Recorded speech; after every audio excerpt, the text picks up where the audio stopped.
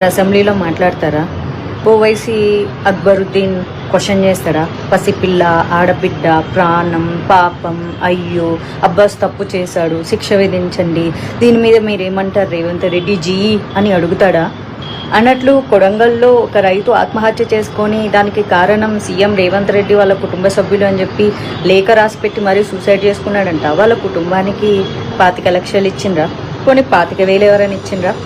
ఆయన ఎవరో కోమటిరెడ్డి వెంకటరెడ్డి అంట. ఆయన పేరు పొద్దు తిరుగుడు పువ్వు అంట. ఎట్ట తిరుగుతాడంట. మరి మీరు ఆ రైతు ఇంటికి వెళ్ళి పరామర్శించి డబ్బులు ఇచ్చారా? అల్లు అర్జున్ చేసింది క్రైమ్ కాదు, ఆయనకు లేకుండా జరిగింది. ఆయన దాని మీద ప్రాపర్గా స్పందించకపోవడం ఆయన చేసిన పొరపాటు.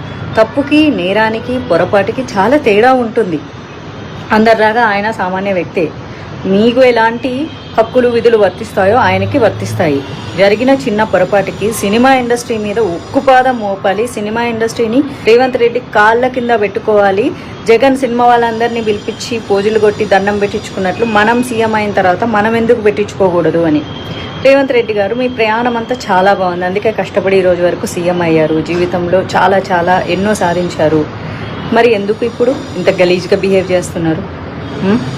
గురుకుల పాఠశాలల్లో చాలామంది విద్యార్థులు చనిపోయారు. ఏనాడన్నా మాట్లాడిన పాపాన పోలేదు.